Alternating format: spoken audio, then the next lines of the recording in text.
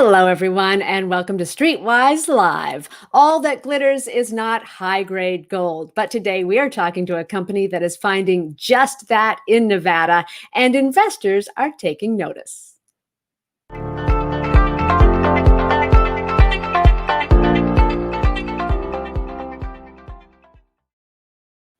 O'Reilly Gold says they've got the expertise to fund, develop, and maximize a mining asset through to production. O'Reilly Gold's projects lie within two of the most productive precious metals trends in the Great Basin. Joining us now to talk about this are Resource Maven, Gwen Preston, and we also have Todd Hilditch, CEO of O'Reilly Gold. Hi, you two.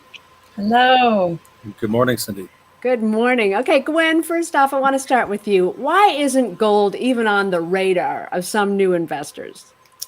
I mean, gold has its ardent supporters, and then there's a lot of people who don't pay attention to it. And that's because it goes through these phases of incredible value, and then it gets forgotten for time. So its ebb and flow, I think, means that some people forget about it. But when it goes, when we get a gold bull market, it is incredibly profitable for investors who are positioned for that. And you can be positioned in, low risk gold miners all the way through to higher risk gold explorers. It really works when the market's hot, and all the macroeconomic forces are lined up for the market to work right now. Okay, now Todd, we know most financial experts suggest exposure to precious metals, but why a Nevada gold explorer? Is there still gold to be found there? There sure is, Cindy, and interesting because the state of Nevada is the sixth largest producer as a region in the world. So the 5 million ounces a year that is produced from those major trends that you suggested leaves a lot of opportunity for juniors such as ourselves and other juniors. There's a lot of good companies down in this part of the world, but the gold endowment in this state is unbelievable, and we believe that there's lots more to be found. I should ask you, Todd, where are you right now? I'm in our warehouse / core shack in Tonopah, Nevada, about an hour away from one of our projects. Okay, so Gwen, what is it about O'Reilly Gold that you think makes it a good investment? Well, if you want to play the higher risk with potential for much higher reward end of the gold spectrum, then you look at exploration companies, the ones who are looking to make new discoveries. And I mean, I could talk for hours about how you choose which explorer to go after, but to simplify, it comes down to people and structure, project and plans. And O'Reilly Gold just has those things met. I mean, the people that are behind it have experience, they have proven success. The company is very well structured. It has a very small share count. That means investors get a lot of torque if things go well. The project is, I'm going to let Todd speak to that a bit more in a moment, but the project has high-grade gold, has potential for low-grade bulk gold. It's been really underexplored for a lot of regions, and it's in a great location. And then the plans are really important. There's no point investing in a company if it doesn't have plans to create value for shareholders in the near term. And I think O'Reilly has those lined up.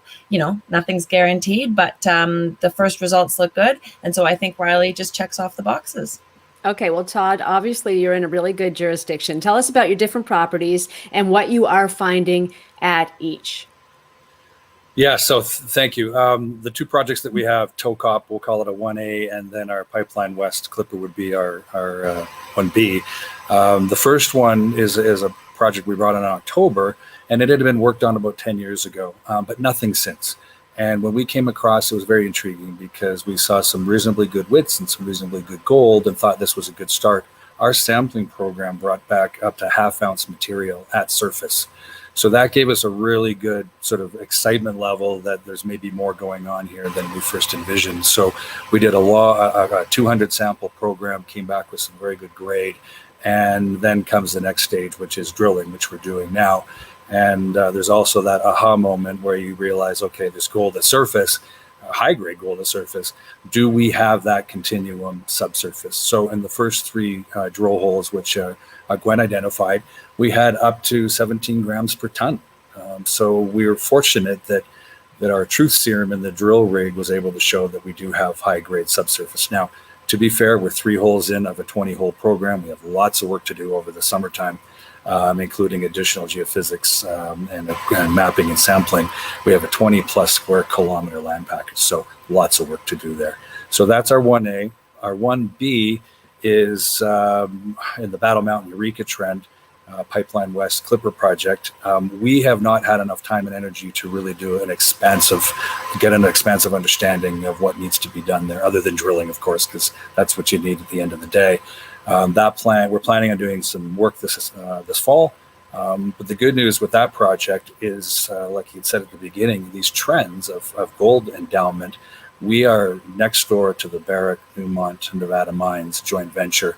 In fact, our eastern boundary of our property is 600 meters away from an open pit, the Gold Acres open pit. So we're in a great jurisdiction. Our neighbor is one of the biggest, and we're really excited about that one as well. Okay, so you're in the right area and you've got the property delivering some really good gold results. So do you have the ability, though, to advance to projects? And tell us about that and a little bit about your team. Yeah, so we're very proud of this. We have some folks involved with us, including our exploration manager, Charlie Sofrian, who's somewhere in this warehouse right now.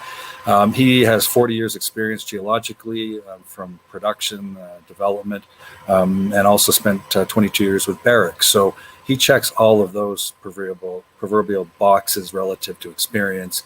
Our chairman, William Lamb, was instrumental in finding some of the largest diamonds in Botswana that have ever been found, the size of tennis balls. And that was with Lucara Diamonds, which he was a CEO of. So he has a production scenario background. Beyond that, we have a permitting expert. I think the other part of the people side that Gwen identified is we have the technical side, but we also have some more financial related and market side folks. The rest of our team, we've had 4 companies in the last 10 years that we've been able to move along to a point where we either took someone over, they took us over, or we merged to make a better 1 + 2 = 4 instead of 3.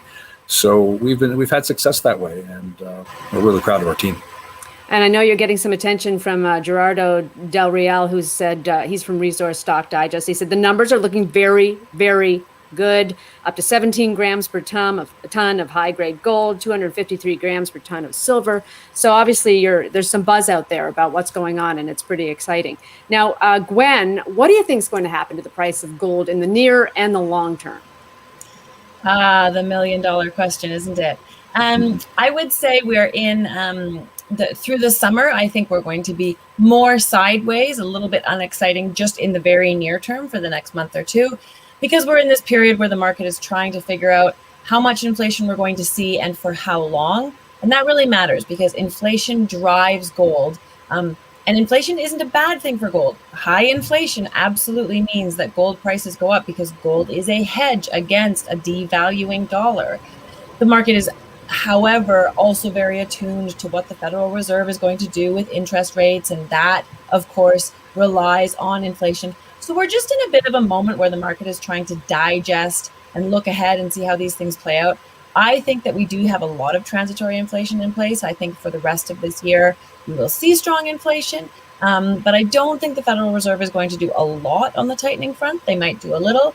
And at the end of the day, by the time we move into fall, which is gold's seasonally strong time of year, I think we'll have a bit more clarity on a Federal Reserve that is not able or interested in doing very much tightening at all. They might do some, but not a lot. And inflation that is still present, but not crazy.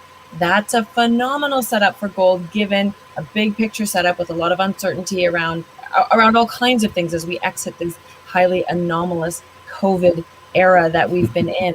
So I really think gold has support almost no matter what happens. From a macroeconomic perspective, as a hedge against uncertainty, and simply because gold at $1,800 means gold miners are printing money. So gold just makes a lot of sense as the dividend paying low risk stock. So I really think the gold trade is well positioned and is heating up, even if in this exact moment it might be a bit sideways for the next month or two. Okay, might be a good time to jump in. That's why you are the Resource Maven. Hey, Todd, I know you've got some pictures and you've got some stuff behind you that's interesting. I just want to take a look at some visuals here. Anything else an investor would want to know about your company?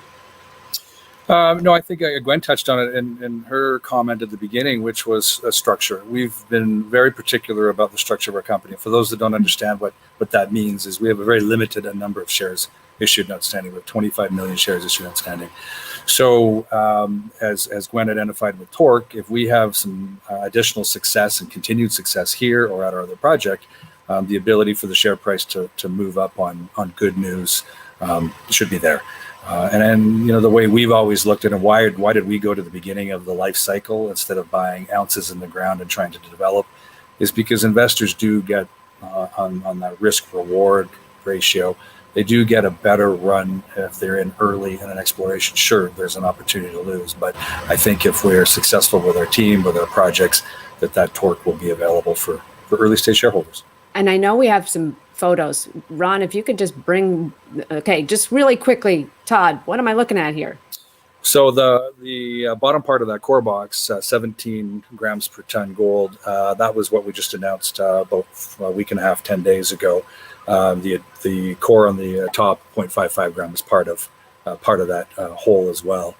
So those are the part of the holes that we've released. What you see behind me on the camera is core that I can't get you too close to because it's going into the lab. We're continuing to drill. We'll have we're going to run out of space here in this core shack, I think is what's going to happen. All right. Exciting times for you. Thank you both very much for joining us today. And of course, thank you all for tuning in as well.